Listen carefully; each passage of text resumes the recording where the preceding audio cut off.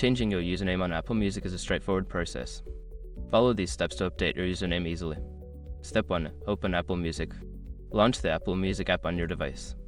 Ensure you are logged into your account to access your profile settings. Step 2. Go to Account Settings. Tap on the For You tab at the bottom of the screen. Then, select your profile icon or the account option to access your account settings. Step 3. Edit Profile. In your account settings, look for the option to edit your profile. This may be labeled as Edit Profile or similar, depending on your device. Step 4. Change Username. Find the field for your username. Delete the current username and enter your desired new username. Make sure it complies with any guidelines provided by Apple Music. Step 5. Save changes. After entering your new username, look for the Save or Done button to confirm your changes. Your username should now be updated across Apple Music. Now you can enjoy your personalized experience on Apple Music with your new username.